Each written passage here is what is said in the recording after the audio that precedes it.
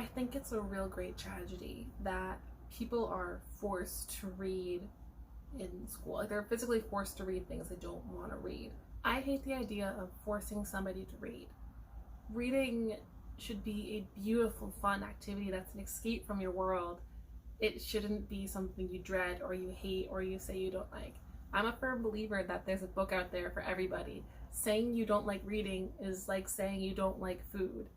It's not that you don't like it, you probably just haven't found something you like yet. It's an essential part of living. I think we find that often in school we're forced to read books that we may end up liking, but because it's forced upon us in school, we instantly dislike a book we might have loved. So I want to go through some of the books you might have read in high school and talk about why you should love and cherish them. Today, I want to talk about Jane Eyre. Specifically, why everybody should read Jane Eyre. Specifically, why every young woman should read Jane Eyre. And Jane Eyre is a story by Charlotte Bronte. It was written in the mid-1800s. And it follows the story of a woman named Jane Eyre from her early life to her later adult years. And Jane is not your quintessential heroine. She is not the prettiest girl out there. She's not the most popular girl out there. She's really not even the luckiest girl out there. She is described as plain, obscure, and simple and poor. She's orphaned. She's had a not so great life.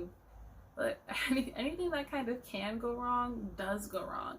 And it's the story of her life. She is the ultimate plain Jane. The story follows Jane's sad life. She is orphaned. She gets picked on by the relatives that take her in. She kind of gets abused by the relatives that take her in. And they send her away to a not so great school where she ends up being picked on and abused a little bit. And she watches her best friend die. Eventually things turn out all right with the school and she ends up becoming a teacher and it's great. But she feels like she's lacking something. So she accepts the position to be the governess for a young girl named Adele. She speaks French, so she can use someone that can teach her English and French and help keep her with her studies. And luckily, Jane has those skills. So Jane goes to be the governess of Adele, who is the ward to a Mr. Rochester. Mr. Rochester is a bit of an eccentric fellow. And I don't mean eccentric in a good way, necessarily. He is also not your typical love interest. Neither of them are particularly good looking or particularly nice or popular. So a large chunk of the story takes place at Jane's time being the governess to Adele and living in Mr. Rochester's home. And a lot happens within her life. There's a lot of almost supernatural elements that happen where things look like it's something paranormal, but in actuality it's really just the wind blowing. There are real explanations for almost every supernatural thing that happens, and it's a really cool element of this book. Anyways, I'm getting off topic. So the reason that every young woman specifically should read this book. Jane's character is so interesting and so different, especially from everything written at that time. She isn't the fairest maiden among them all. She's a plain, obscure, small, and poor orphan. So much of Jane's life is her just living in spite of her horrible circumstances. Literally anything that can and will go wrong literally goes up in flames, and literally at some point things go up in flames. And she's able to keep living and persevering like that because even though she is quiet, obscure, and unimportant, she is also strong and has a quiet strength to her. Particularly this one scene I think is so essential for everybody to understand and know, and why everybody should read Jane Eyre. There's a point in the book where she is about to marry a man she loves and a man who loves her in return, and they are really a good match for each other and everything is wonderful and perfect. But then some information comes up that isn't necessarily anyone's fault, but with this new knowledge, should Jane marry this person, it would go against everything she stands for. And nothing has changed. They both still love each other very much, but Jane is now in a predicament where if she marries him, it would make her happy and she'd have a very comfortable and beautiful life, but it'd go against all of her morals and her characters. Should she say no, she holds her standards, but she loses that happiness. The man is begging her and trying to convince her to stay and go through with the wedding, and not in a mean way, but it comes about, who will know if you marry me still? You don't have a family, you're orphaned. The people who took you in didn't like you, they sent you away. Nobody at the school would know. None of your past teachers. No, everyone here already knows. And he's essentially saying, there's nobody you need to fear disappointing because of me. We can still get married, we can still do this, we can still be happy. And Jane thinks on it, and this is the passage that follows. This was true. And while he spoke, my very conscience and reason turned traitors against me, and charged me with crimes in resisting him. They spoke almost as loud as feeling, and they clamored wildly. Oh, comply, it said. Think of his misery, think of his danger. Look at his state when left alone. Remember his headlong nature. Consider the recklessness following on despair. Soothe him, save him, love him. Tell him you love him and will be his. Who in the world cares for you? Or who would be injured by what you do? Still, indomitable was the reply. I care for myself. The more solitary and the more friendless, the more unsustained I am, the more I respect myself. I will keep the law given by God, sanctioned by man. I will hold to the principles received by me when I was sane and not mad, as I am now. Laws and principles are not for the times when there is no temptation. They are for moments such as this, when body and soul rise in mutiny against their rigor, stringent as they are, and violent as they may be. If at my individual convenience I might break them, what would be their worth? They have worth, so I have always believed, and if I cannot believe in it now, it is because I'm insane, quite insane, with my veins running fire and my heart beating faster, that I can count its throbs. Preconceived opinion, forego determinations are all I have at this hour to stand by. There I plant my foot. That line, I will care for myself, not even taking considering the time in which this was written, and literally a woman was entirely dependent on a man for anything and everything in her life, but just what a powerful statement that is in general. She is entirely alone except for him, yet she has the strength to say, I will take care of myself. I will love myself. I will be dependent on myself. Even if no one else will be there, I will be there for myself. And the first time I read that, that struck me so deeply.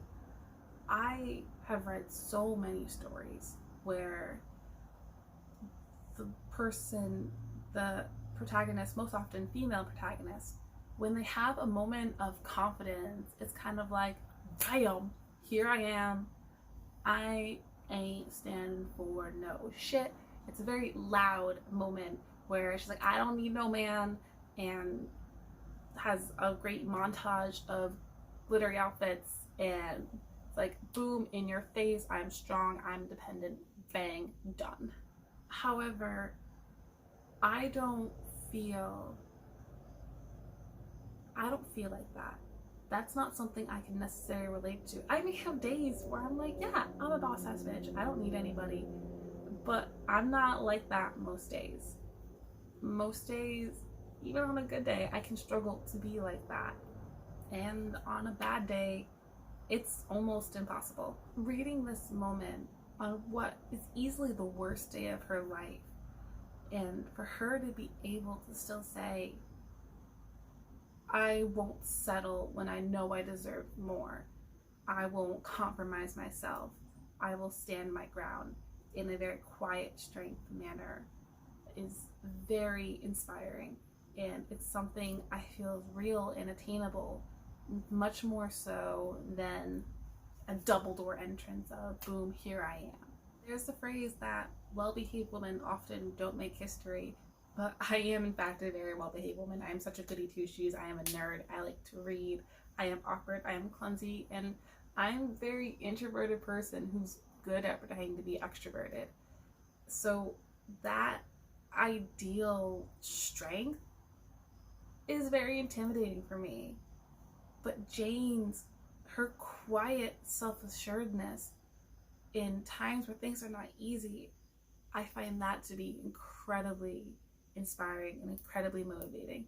And I wish I had read this book when I was younger. I read this book about a year ago, and this book played such a big part in me beginning to feel comfortable and confident with who I was. I typically don't like to write in books, but when I first read this passage, I instantly got a pencil and marked it up and underlined it and starred it because I did not want to forget where this was, because it was so important to me. And I cried. I cried. Sorry, I'm about to cry now. Jesus, I'm such a little bitch. Often we're told strength is loud. Not necessarily with those words, but with what we're shown is strength. It's a very loud, bold thing. But Jane Eyre proves it doesn't have to be. There's nothing wrong with being quiet and strong within yourself. And I believe that's something that everybody needs reminding of. There's a lot of other really good reasons why people should read Jane Eyre. It's a really great story, and I love the little twist at the end and how it happened. It's very fun. I'll probably do... The overall story is great. The characters are wonderful, and I'll probably do more of a video about it one day. The little twist at the end, I love that. I think it's so clever. But for this passage alone, this section, this moment of strength, I think every person needs to read this. I think it's a great reminder for everyone, but specifically young women, because I know how I felt growing up. And I know when I was growing up, I never felt very loud or bold or strong, and I kind of felt I was wrong in all those things because everyone that I looked up to was very loud. They were very strong. They were very confident. But there are different types of strengths, and I think Jane Eyre is a really great example of that, and that's why I feel everybody should read Jane Eyre. Quiet doesn't necessarily mean weak. I think our quiet strengths might be more important than our loud ones. Those are my thoughts about this lovely book. It makes me so happy. I'm so happy. In fact, I have 2 copies of it. If you haven't read the book before, would you want to read Jane Eyre based off of that quiet strength idea? If you have read it, what is your interpretation of Jane's character? Do you find her quiet self-assuredness as inspiring as I do? Let me know. And again, if you like me rambling for some reason about books, stick around for another video, I guess, because I'm still rambling. Or on top of your other schoolwork, it becomes very draining. And if like saying, well, everybody should read Jane Eyre. I hate myself. Jane Eyre. Jane. What is Jane? Who is Jane? Why is Jane? When did this book come in? 1800s. Wait, hold on. Publication date. 1 second. And I'm gonna restart that. It's the ward of a Mr. Rochester. Romantic lead. Yeah, she's even the most, I don't know, adjective maiden of all. I should mark this page. Jesus. It felt what I was shook. I was shook. And this freaking kid's down the street. You done yet? You done? Both very pretty copies. Hurry, break up. Gosh, we're on the verge of crying, but the street won't be quiet, so you can have a serious moment. Nuts. God, supernatural things. What do you think? What do you think about?